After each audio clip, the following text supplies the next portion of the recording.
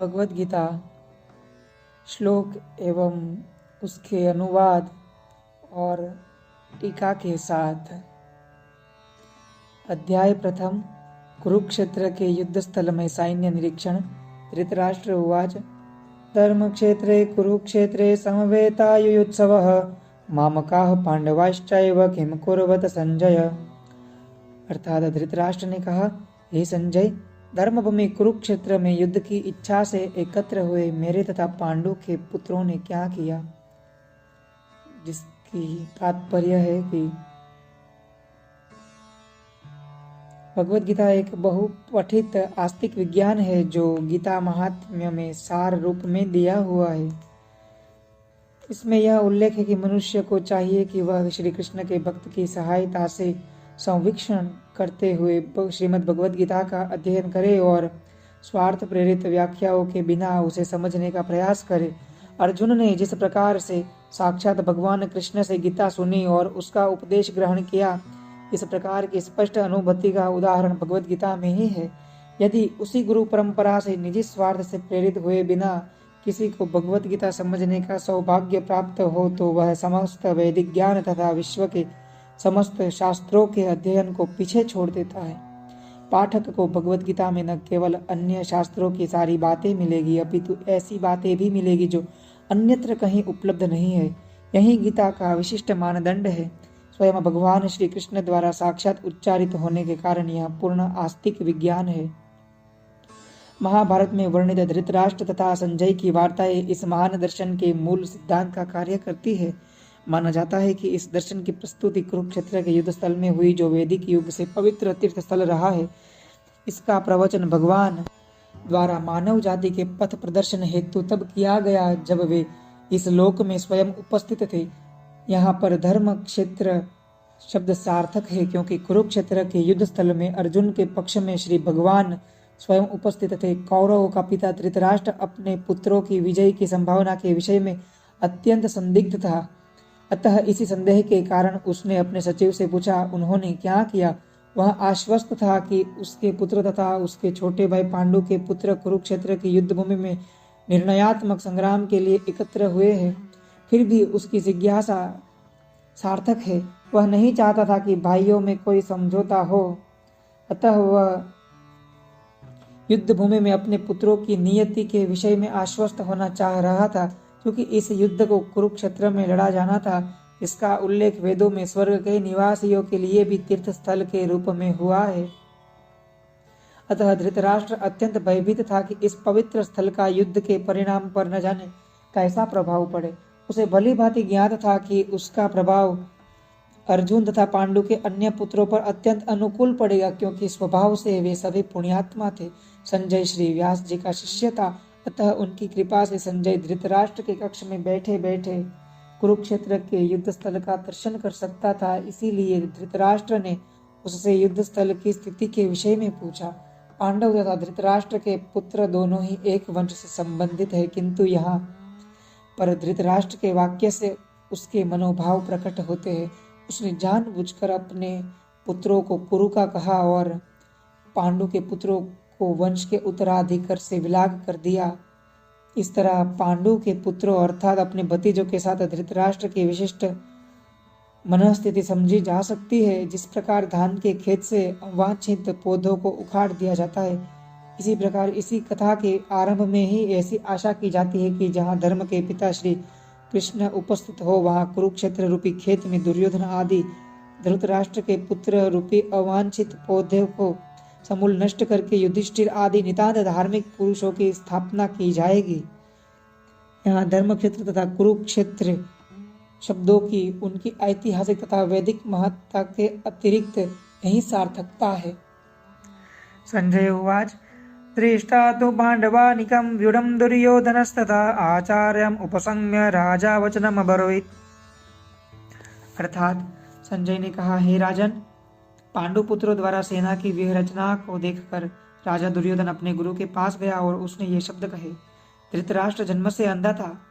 दुर्भाग्यवश वह आध्यात्मिक दृष्टि से भी वंचित था। वह यह भी जानता था कि उसी के समान उसके पुत्र भी धर्म के मामले में अंधे हैं और उसे विश्वास था कि वे पांडवों के साथ कभी भी समझौता नहीं कर पाएंगे, क्योंकि पांचों पांडव जन्म से ही पवित्र थे। फिर भी उसे तीर्थस्थान के प्रभाव के विषय में संदेह था, इसलिए संजय युद्धभूमि की स्थिति के विषय में उसके प्रश्न के मंतव्य को समझ गया। अतः वह निराश राजा को प्रोत्साहित करना चाह रहा था।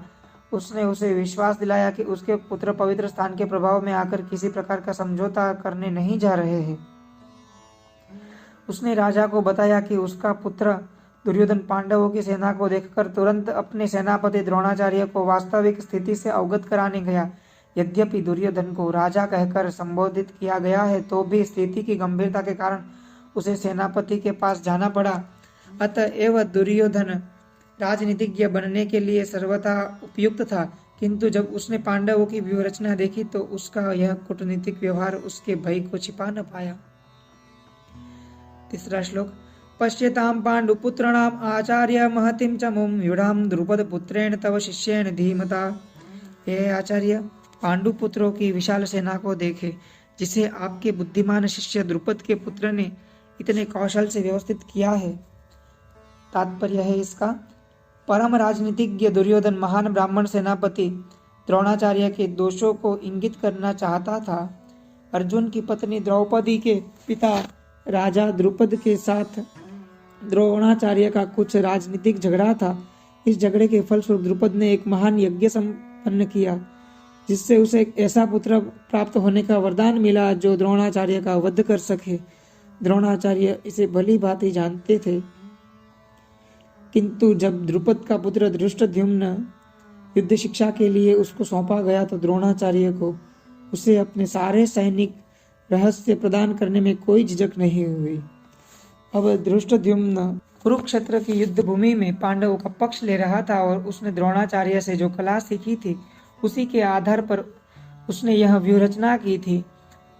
दुर्योधन ने द्रोणाचार्य की इस दुर्बलता की ओर इंगित किया, जिससे वह युद्ध में सजग रहे और समझौता न करे। इसके द्वारा ही वह द्रोणाचार्य को यह भी बताना चाह रहा था कि कहीं वह अपने प्रिय शिष्य पांडवों के प्रति युद्ध में उदारता न दिखा बैठे। विशेष रूप से अर्जुन उसका अत्यंत प्रिय एवं तेजस्वी शिष्य था। दुर्योधन ने यह भी चेतावनी दी कि युद्ध में इस प्रकार की उदारता से हार हो सकती है। चतुर्थ श्लोक। अत्र श्रूरा महेश्वासा भीमार्जुना समायुधि युधानो विराटश्च द्रुपदश्च महारथः। अर्थात इस सेना में भीम तथा अर्जुन के समान युद्ध करने वाले अनेक वीर धनुर्धर है, यथा महारथी युयुधान, विराट तथा द्रुपद। यद्यपि युद्ध कला में द्रोणाचार्य की महान शक्ति के समक्ष धृष्टद्युम्न महत्वपूर्ण बाधक नहीं था, किंतु ऐसे अनेक योद्धा थे जिनसे भय था। दुर्योधन इन्हें विजय पथ में अत्यंत बाधक मानता है, क्योंकि इनमें से प्रत्येक योद्धा भीम तथा अर्जुन के समान दुर्जय था। उसे भीम तथा अर्जुन के बल का ही ज्ञान था, इसलिए वह अन्यों को तुलना भी इन दोनों से ही करता था। पंचम श्लोक। दृष्टकेतुश्चेकितानः काशीराजश्च वीर्यवान पुरुजित कुंतीभोजश्च शैब्यश्च नरपुंगवः। अर्थात इसके साथ ही दृष्टकेतु, चेकितान, काशीराज, पुरुजित, कुंतीभोज तथा शैब्य जैसे महान शक्तिशाली योद्धा भी है। युधामन्युश्च विक्रांत उत्तमोजाश्च वीर्यवान सौभद्रो द्रौपदेयाश्च सर्व एव महारथः। अर्थात पराक्रमी युधामन्यु, अत्यंत शक्तिशाली उत्तमौजा, सुभद्रा का पौत्र और द्रौपदी के पुत्र, ये सभी महारथी है। सप्तम श्लोक। अस्माकं तु विशिष्टा एता निबोधति जोत्तम नायका मम सैन्यस्य संज्ञार्थं तान् ब्रवीमिते। किंतु हे ब्राह्मण श्रेष्ठ, आपकी सूचना के लिए मैं अपनी सेना के उन नायकों के विषय में बताना चाहूंगा जो मेरी सेना को संचालित करने में विशेष रूप से निपुण है।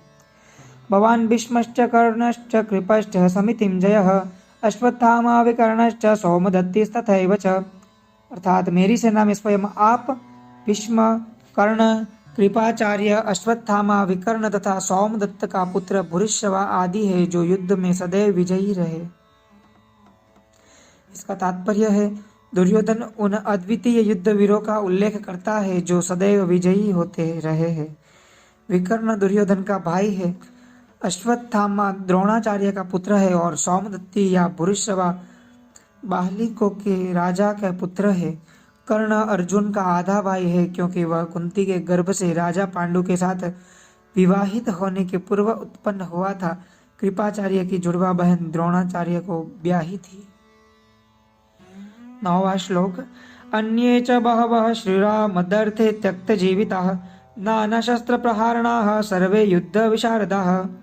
अर्थात ऐसे अन्य अनेक वीर भी है जो मेरे लिए अपना जीवन त्याग करने के लिए उद्यत है।